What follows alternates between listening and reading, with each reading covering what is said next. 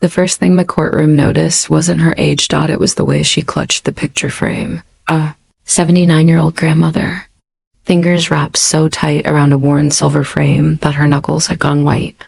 Inside it, under cracked glass, was a photo of a little boy with a gap-toothed smile sitting on her lap. That little boy now stood across the aisle in an expensive jacket and fresh haircut. Arms folded, jaw set, eyes as cold as they were once adoring. Her grandson, the bailiff, called the case. Rahila versus Ayan, alleged elder financial abuse, unlawful eviction, and fraud. The words didn't sound like family. They sounded like war. The judge, sure by mid-60s. The kind of presence that makes a whole room sit up, looked from the grandmother to the grandson and back again. This is a grandmother suing her only grandson, he said slowly. This is not something I see every day, or ever want to. The room settled into a hush. Before we get into how this family tore itself apart, tell me in the comments, where are you watching from? And if you're the kind of person who can't look away when the truth explodes in a courtroom, hit subscribe, because this one cuts deep. Ms. Rahila, the judge began, voice gentler than anyone expected. You brought this claim. I'm going to start with you. Tell me in your own words what happened. She stepped up to the podium. The microphone picked up the tiny shiver in her breath. I thought, she began, then stopped to steady herself. I thought he was saving me. I didn't know he was taking everything. She lifted the photo frame slightly, as if to remind herself who she was talking about. This, she said, is my grandson, Ayan. I raised him in that house when his father left. I changed his diapers, I walked him to school. I sat in that little plastic chair at every parent meeting because his parents couldn't be bothered. Her voice softened on the memories, then hardened on the present. Now he says I'm confused, she continued, that I can't handle my own money. But I know this, my house was paid off. For 20 years. And now? She swallowed. Now there's a bank calling me about a loan I never took. And I'm sleeping in my sister's spare room. Because I cannot go home. A ripple of shock moved through the audience, across the aisle. Her grandson rolled his eyes and leaned toward his mic. She forgets things, he said flatly. She's making this sound like a movie. It wasn't like that. The judge's head turned slowly his way. You will get your chance, Mr. Ayan, he said, voice suddenly sharp. But you will not interrupt her again. You understand? The grandson lifted his hands in a mock surrender gesture. Fine. The judge nodded for Rahila to continue. It started when I broke my wrist, she said. I slipped in the kitchen. The hospital kept me for 2 days. The doctor told him, she nodded toward her grandson, that I shouldn't be carrying heavy grocery bags. That I should rest. She drew in a shaky breath. He came to my bedside and said, Nani, don't worry about anything. I'll take care of your bills. Just give me your ATM card and your online banking. I'll pay everything for you. In my culture, she added quietly, that is what grandchildren are supposed to do. Help their elders. So I said yes. The judge glanced at his notes. You gave him your card and PIN? Yes, she nodded. And my login. He changed the password. He said it was safer if only he knew it. A small, bitter smile tugged at the corner of her mouth. That is when my money, she said, stopped being mine. The grandson sighed loudly. She called me crying about the gas bill being overdue. I stepped in. That's what happened. The judge shot him a look. I said you'd get your turn. Do not test me. He fell silent, jaw tightening. Go on, the judge told Rahila. For a few months it was okay, she said. The lights were on. The phone worked. He took me to my appointments. He brought groceries. I was grateful. Every time I offered him money for petrol, he would say, no, Nanny, what is yours is mine. What is mine is yours. Her eyes closed briefly. I did not know he meant it literally. She murmured. The audience shifted. Then small things started happening, she said. My card stopped working at the pharmacy. The electricity man came with a red paper. My pension. It did not arrive in my account. She looked at the judge, confusion and hurt mixing in her gaze. I asked him, she said. He laughed and said, You just forgot. I already paid. Don't worry about these things. Just rest. She shook her head slowly. One evening, she continued, I went to buy flour. The card was declined again. The shopkeeper is my neighbor. He whispered, Auntie, your bank says no money. He let me take the flour on credit. She paused, swallowing her pride. I went home, she said. I pulled out my old statements from before my wrist broke. There was enough. Enough for years. I called the bank from my landline. She tightened her hold on the frame. The lady on the phone asked me a question, Rahila said. She said, Ma'am, why did you take a loan on your house? The judge's pen stopped moving. And what did you tell her? He asked softly. I told her I did not, Rahila replied. She said there was a mortgage. And my name, signed 4 months ago. She read out the amount. Her lips quivered. I almost dropped the phone, she whispered. I have never owed anybody that much in my life. Across the aisle, Ion shifted, eyes darting between his grandmother and the judge. The judge's tone cooled. Laser focus now, Mr. Ion, he said. Did you or did you not arrange a mortgage on your grandmother's paid-off house? Ion straightened. I helped her access equity, he said quickly. She was sitting on value and living like a poor person. The house needed work. The doctor said she might need nursing care soon. I thought ahead. That's what responsible people do. That's quite a speech, the judge replied. Let me make sure I heard your answer. You did arrange the loan? Yes, he said. But she was there. She signed. Rahila's head snapped toward him. Eyes blazing for the first time. I never, she said firmly, signed anything that said I could lose my house. Ion rolled his eyes. She forgets. He muttered. The judge's gaze sharpened. Funny thing about forgetting, he said. Documents usually remember for you. He reached for a thin, labeled folder to his right. I have the bank's file, he said. The mortgage application, the signature page, and something else. Security footage from the day this loan was approved. Ion blinked. Security footage? Yes, the judge said calmly. Turns out banks keep cameras, especially near their signing desks. He slid a USB drive toward the clerk. We're going to watch exactly what happened that day, he announced. And we're going to see just how willing this grandmother looked when she supposedly put her only asset on the line. The screens in the courtroom flickered to life. The room leaned forward, because whatever that video showed next, it was about to decide whose story survived. Asterisk, the image on the screen stabilized, a grainy overhead view of a desk. A plant, a wall clock in the corner, the date stamp, 4 months ago. A banker in a suit sat behind the desk. Across from him, Rahila, smaller on camera, but unmistakable in her floral shawl and careful posture. Next to her, leaning back like he owned the room, sat Real Life. Rahila didn't take her eyes off the screen. Her hand trembled slightly on the photo frame. On the video, the banker pushed a stack of papers forward. Rahila peered at them, squinting. She reached into her bag, pulled out a pair of glasses, and fumbled with the case. Beside her, Ian gently took the papers, flipping through them with quick, practiced movements. The banker gestured at a signature line.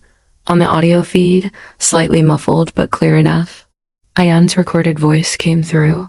It's just so the bank can pay your bills automatically, Nani, he said. No more standing in line. Just sign where he shows you. In the courtroom, Rahila's eyes closed as she heard the words again. On the screen, Rahila signed. Once, twice, 3 times. No one pointed out the word mortgage. No one said loan. No one said lien. The banker shook Ian's hand after. Not hers. The video cut off. The judge let the image linger on the blank screen before speaking. Mr. Ion, he said evenly. Where in that video did anyone say the word mortgage to your grandmother? Ion shifted, tugging at his collar. It's on the paper, he said defensively. We can't read it out word by word. She had time. She could have asked questions. She trusted me. That's not my crime. Asterisk, the judge raised an eyebrow. You're right, he said. Trust is not a crime. Misusing it is. He tapped the file in front of him. The loan amount is substantial, he continued. Within 3 weeks of approval, there were 5 cash withdrawals totaling nearly half the money. Then a purchase at a luxury car dealership. Then charges at 3 different casinos. He glanced up. Would you like to explain that pattern? He asked. The car was for her, Ion said quickly. She needed something reliable. Rahila's head snapped toward him. I can't drive, she said, incredulous. My license expired 5 years ago. The audience broke into quiet chuckles of disbelief. The judge barely hid a snort. And the casinos? He pressed.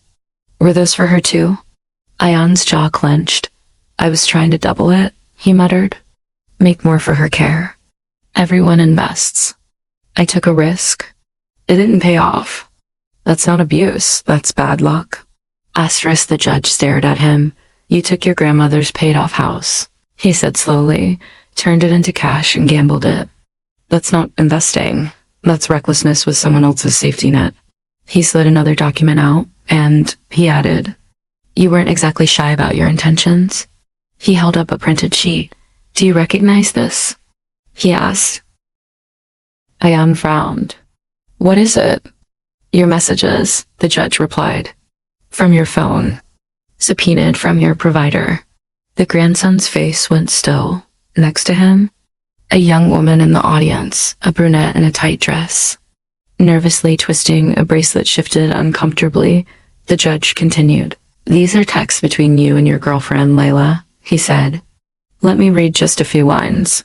He cleared his throat. Once the loan clears, we're free. That's you. Mr. Ion, then Grandma's house is basically an ATM. One last pull, and we're done. He looked up. Want to deny those? He asked. Ion's face flushed.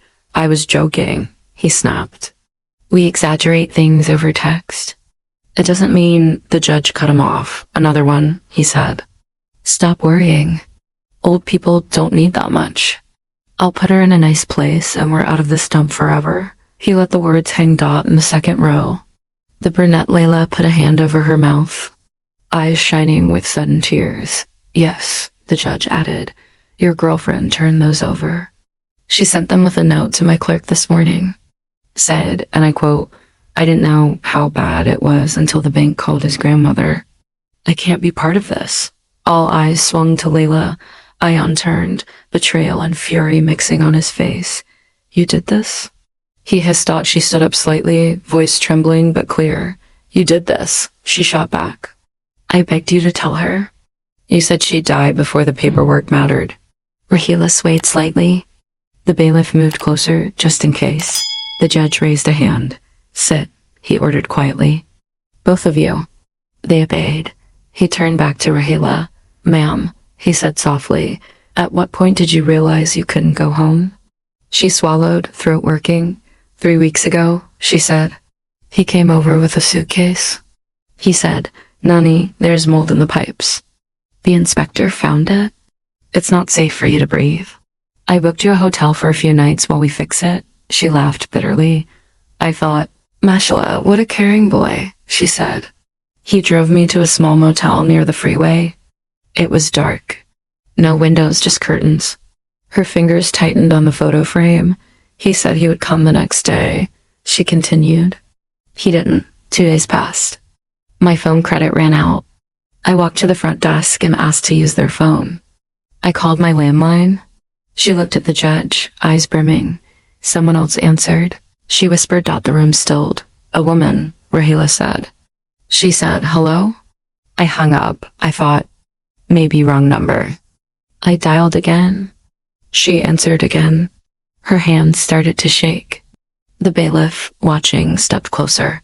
I asked, where am I calling? Rahila said. She said my address. My house. I said, who are you? She said, we just moved in. The landlord's grandson gave us the keys yesterday. The audience broke into gasps dot across the room. Ion's jaw dropped. That's not even true. He stammered. The lease wasn't. The judge lifted another folder. The lease, he said coldly, is in this file, signed, dated, and stamped by the rental agency. You listed yourself as landlord. You called her your former occupant. He pinned Ayan with a stare. So while your grandmother sat in a motel off the freeway, he said, you were collecting a deposit from new tenants in a house she thought had mold. Ayan gripped the podium. I was going to move her into a better facility, he protested. With nurses, meals, activities. She can't live alone forever. Was she living alone? The judge cut in. Or were you living off her? Silence. The judge's voice cooled further.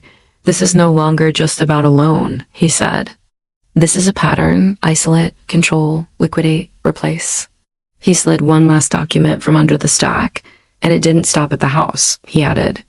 Because a week after you signed that lease, you filed something else. In a different court. In a different county. He held it up. An emergency guardianship petition, he said. Declaring your grandmother incapacitated and requesting full, permanent control of her person and estate.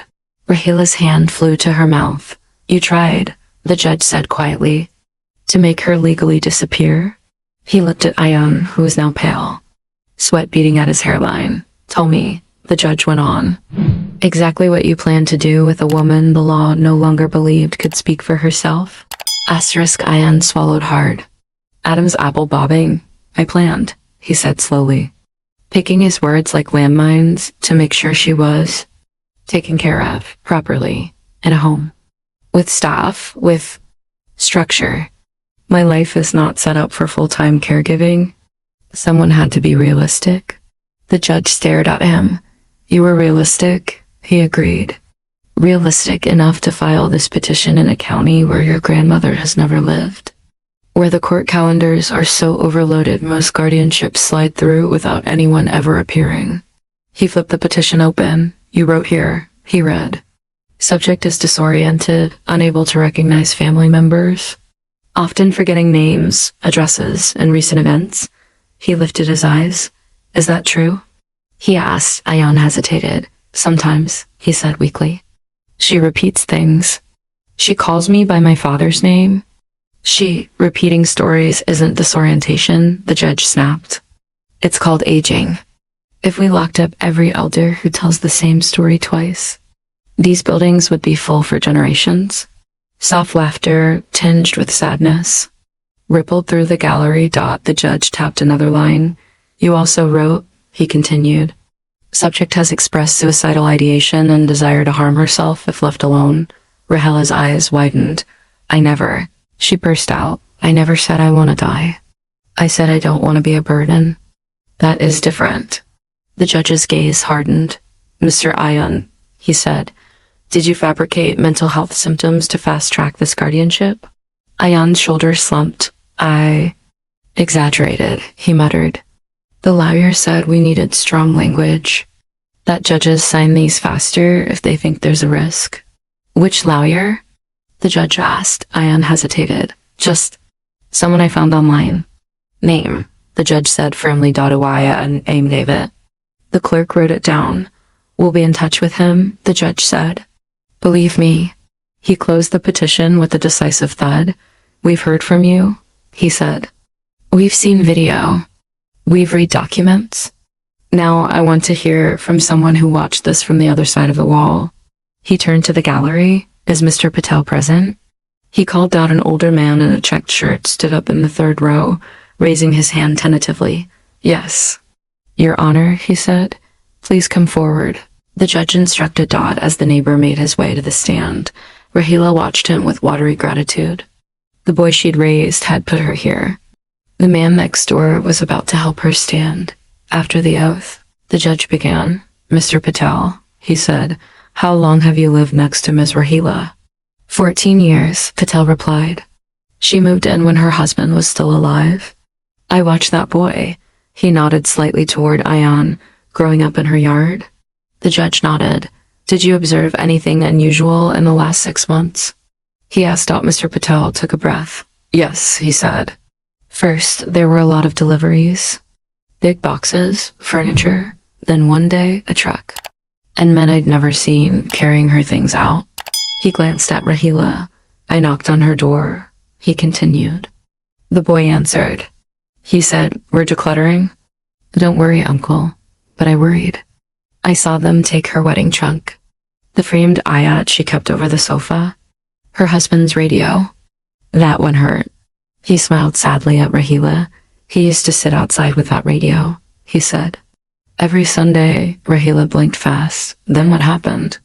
The judge asked. "A week later," Mr. Patel said. "Her car was gone." "Then no lights at night?" "No tea kettle whistle at 6 in the morning. No sound of her TV. It was too quiet." He clasped his hands.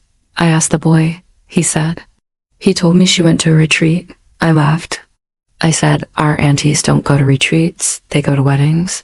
He didn't laugh with me. Soft chuckles broke out. The judge hid a smile. "Did you see her again?" he asked. "Yes," Patel said. 3 weeks later, she came in a taxi. She had one small bag. She was wearing the same clothes I'd seen her in before. She tried her key. It didn't work. Rahila looked down, shame and pain flooding her features. Asterisk. "I went out," Patel continued, voice thickening. I said, "Auntie, what's wrong?" She said, "Maybe I turned the key wrong." She kept trying. I knew then. He swallowed. "I called the boy," he said. He answered. I told him, "Your nanny is locked out." "Come right now," he said. "I'm busy." She wasn't supposed to go there. "Take her somewhere safe. I'll handle it tomorrow." He shook his head. I told him, "Her home is safe," he said. He hung up. The courtroom's air grew heavy. "What did you do next?" the judge asked. "I took her in," Patel said simply. "She slept on my sofa that night. We heated some dal. She cried quietly when she thought my wife and I were asleep." Rahila covered her face with her hands. The judge's voice softened. "Then, the next morning," Patel said, "2 men came from some facility. They said they were there to retrieve a resident who wandered off." He let those words hang. I told them she didn't wander. He said, "She went home." They said their records listed her as cognitively impaired, unable to make decisions, and that her grandson was her legal guardian. He looked at Ayan. I said, "Since when?" He recalled. They said, "Since he signed." The judge nodded slowly, absorbing. "Did Miss Rahila want to go with them?" He asked. Mr. Patel shook his head. "She wanted to stay," he said. She told them, "This is my neighbor's house. I am fine here." They told her if she didn't come willingly, they'd have to involve the police and it would get complicated. He clenched his jaw. I watched a woman who still knew my name, my children's names, my dog's name, he said, voice breaking, be treated like a misplaced suitcase. Silence wrapped the room. "Thank you, Mr. Patel," the judge said quietly. "You may step down." As the neighbor shuffled back to his seat, he touched Rahila's shoulder gently. She grabbed his hand for a second, squeezing gratitude and sorrow into that brief contact. The judge turned back to Ayan. "Your grandmother," he said, "was not just locked out of her house. She was locked out of her own life." He picked up another paper, this one thinner, handwritten. "And yet," he added, "even after all this, she told my clerk something before we began. Something that, frankly, I'm not sure you deserve to hear, but I'm going to let her say it anyway." He faced Rahila. "Ma'am," he said, "you told us there was a condition under which you'd consider dropping this case. I'd like you to repeat that now." Rahila looked at Ayan in that moment. He looked less like a predator and more like a scared boy who'd climbed too high in a tree and realized there was no way down without getting hurt. "I said," Rahila whispered, voice shaking, "that if he told the truth, fully, with no excuses, and if he asked for forgiveness, I might think about it." The judge's eyes flicked to Ayan. "This," he said quietly, "is your last chance to speak without the weight of my ruling over your head. You've lied by omission. You've spun. You've blamed. I'm done with that." He leaned forward. "Did you intend," he asked, every word landing like a small hammer, "to return your grandmother to her home? Or was the plan always to take it, keep the money, and leave her in someone else's care?" The room leaned in. Justice, guilt, fear, love, they all held their breath together. waiting to hear whether there was any truth left in him at all. Part 4. Ayan's grip on the podium tightened so much his knuckles went white for the first time since he'd walked in. The bravado drained from his face. What was left looked younger, smaller, cornered. I didn't think it through like that, he began, the practiced lawyer words falling away. Not in one big evil plan. It was one small decision after another. That's not an answer, the judge said, unmoved. Did you ever intend to let her live in that house again? Ayan's lips closed, parted again. No, he whispered. The word was thin, barely there. But the microphones caught it. The room heard it. Rahila's shoulders sagged, as if someone had quietly cut the strings holding her upright. I told myself, Ayan continued, stumbling now that the dam had cracked, that she'd be better in a place with nurses. That the stairs were dangerous. That the neighborhood was noisy. I told myself so many stories I almost believed them. He looked at his grandmother, eyes shiny, but underneath all that, he admitted, I liked the idea of that house not being hers anymore, of it being my way out, my fresh start. He laughed bitterly at himself. I was drowning, he said. Debt, gambling, stupid decisions. People calling at 3 a.m, threatening me. I looked at that house and thought, why should an old woman die with this sitting here when my life is burning now? He wiped his nose with the back of his hand. So yeah, he said, voice rough.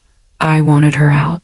I thought if I moved her quietly, if the papers said she couldn't decide, then eventually, everyone would accept it, including her. He shook his head at his own words. The worst part? He added, a small part of me was relieved when they changed the locks.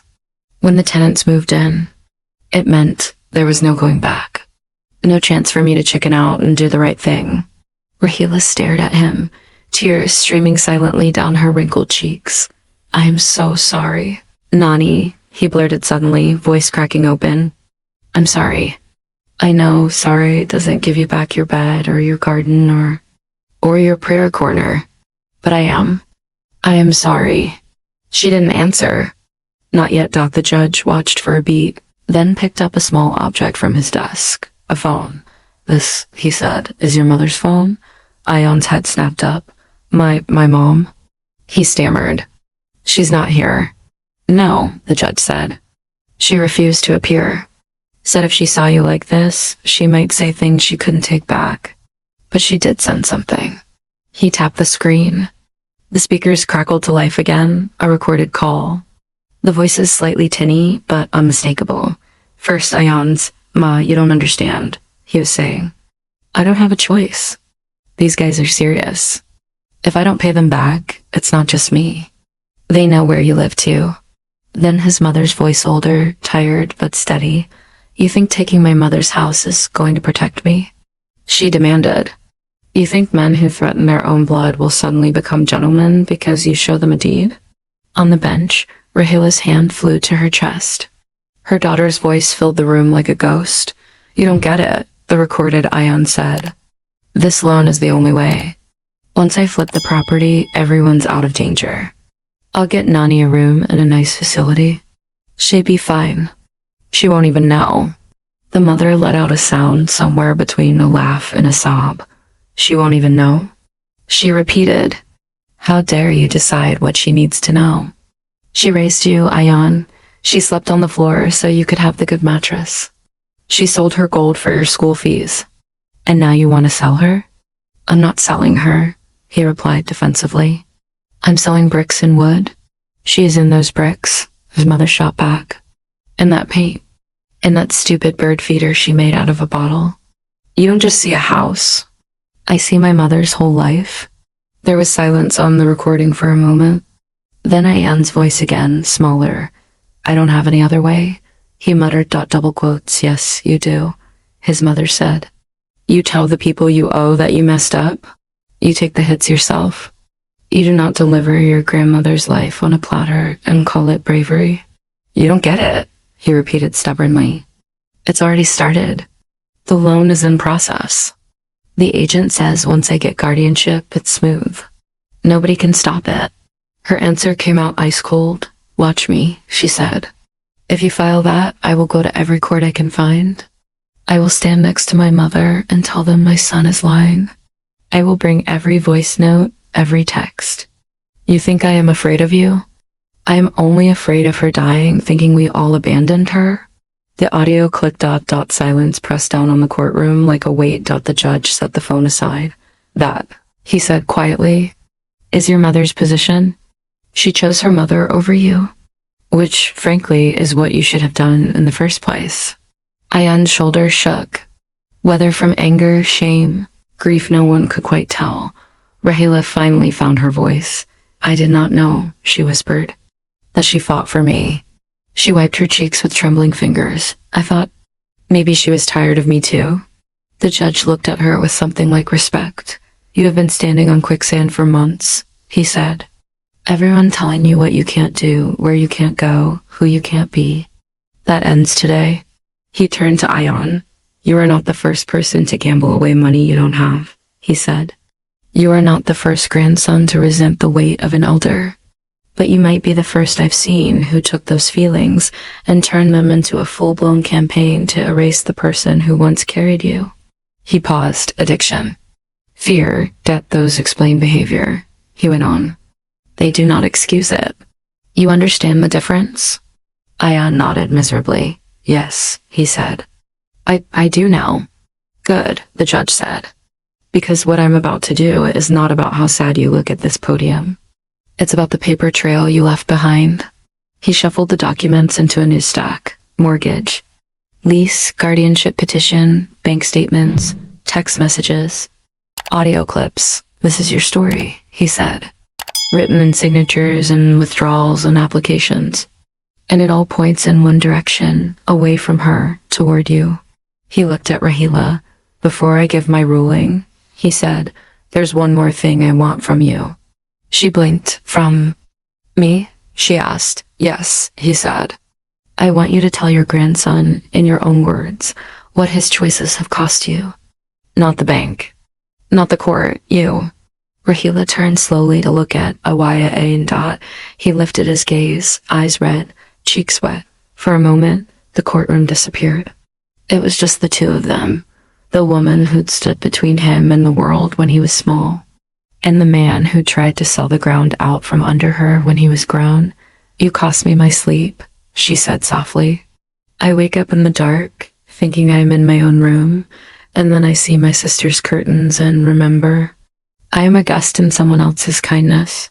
Her voice steadied. You cost me my neighbors, she went on.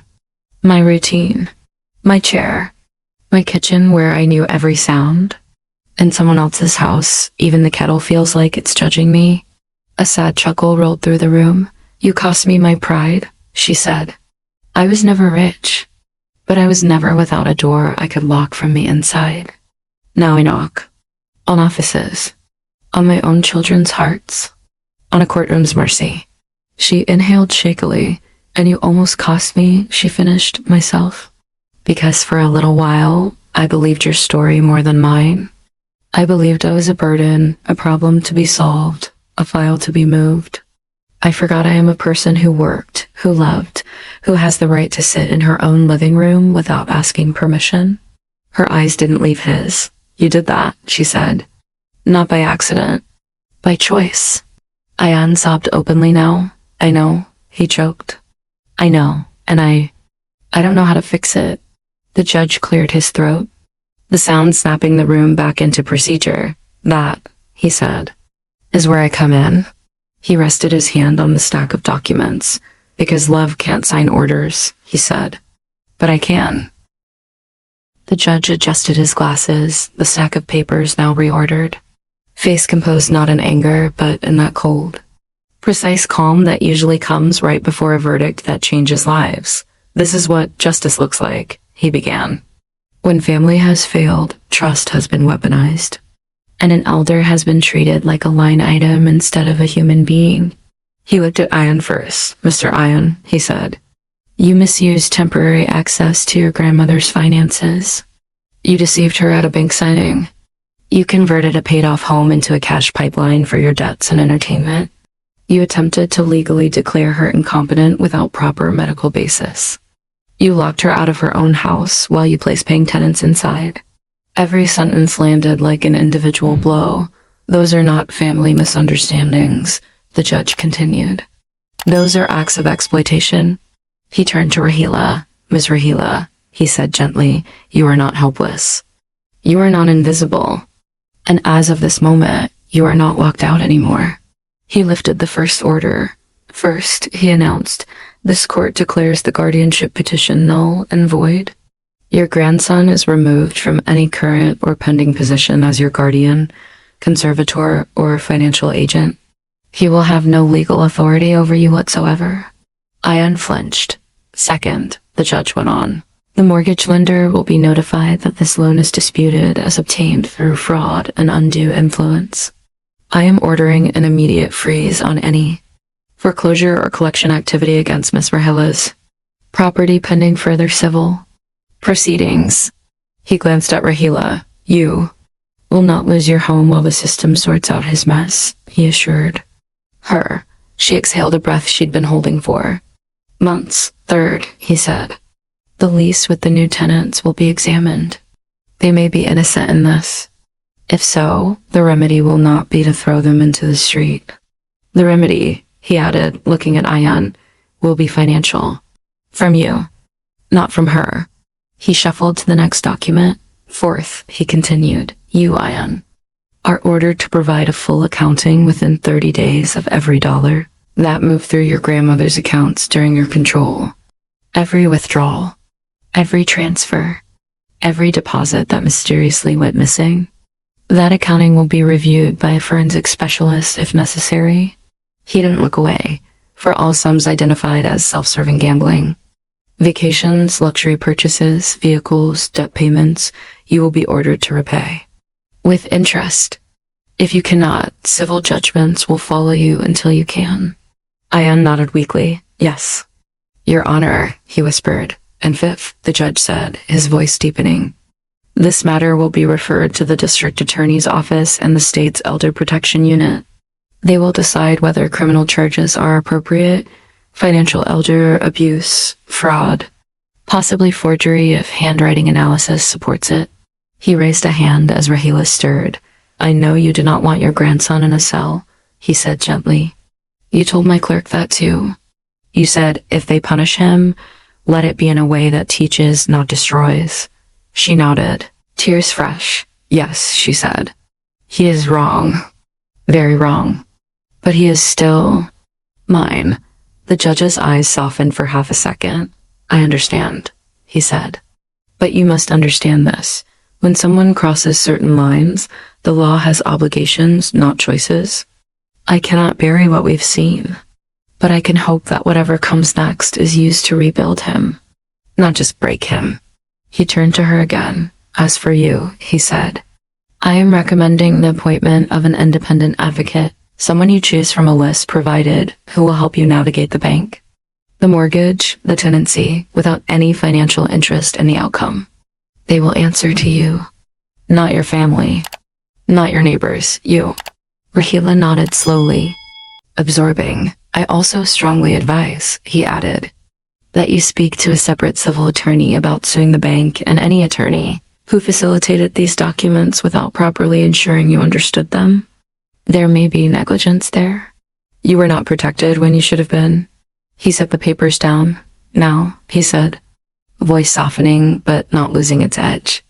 We step out of the law for 1 minute. He removed his glasses and looked at both of them, not as case numbers, but as people. Sir, he said to Rahila, you spent your life giving. When your wrist broke, you thought letting someone else take over everything was the price of being loved back. It is not. Love can help you carry the load. It should never demand you drop your dignity to the ground. She wiped her eyes, nodding. And you, he said, turning to Ayan, you mistook proximity for permission. Because she trusted you, you thought you had the right to make every decision in her name. You thought calling it care would hide the fact that it was mostly for you. He leaned forward slightly. Care is changing bedsheets at 2 a.m, he said. Care is listening to the same story about your grandfather 19 times. Kara is driving to 3 pharmacies because they're out of her medicine.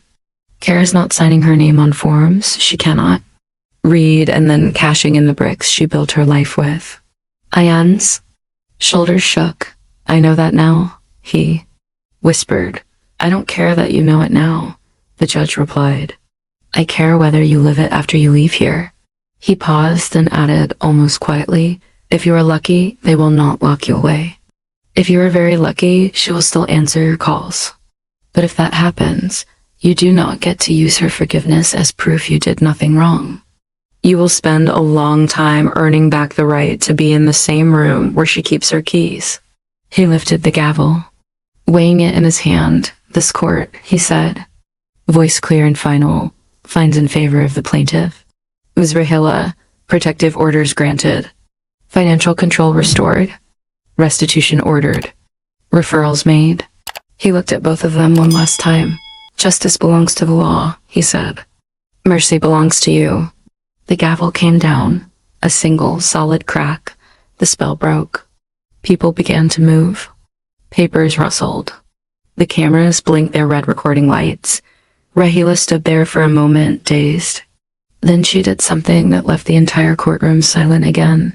She stepped away from her podium and walked slowly, carefully toward her grandson. The bailiff tensed, ready. The judge watched, saying nothing. She stopped just out of arm's reach. I am angry, she said softly. Very angry. And hurt. And tired. Ayan nodded, tears still flowing. I know, he whispered. But I am also, she continued, still your nanny. She lifted the photo frame. This boy, she said, tapping the glass. I still believe. He is somewhere inside this man. He let out a broken sound. I don't know, she added honestly. If I can forgive you. Not today. Maybe not for a long time. But I will not hate you. Hating you would mean I stop being me. And I have lost enough of myself already. She turned away, clutching the frame. As she walked back toward the exit, supported on one side by the bailiff and on the other by her neighbor. The judge spoke one final time, not to them, but to everyone watching. If the person who raised you became your easiest target instead of your safest place, he said quietly, would you have the courage to admit what you've done? Or would you keep telling yourself a story until even you believed it? He let the question hang in the air, heavy and inescapable, because in that courtroom, on that day, one truth became painfully clear. Arrogance can sign papers in seconds, but sometimes it takes a gavel to sign someone's life back to them.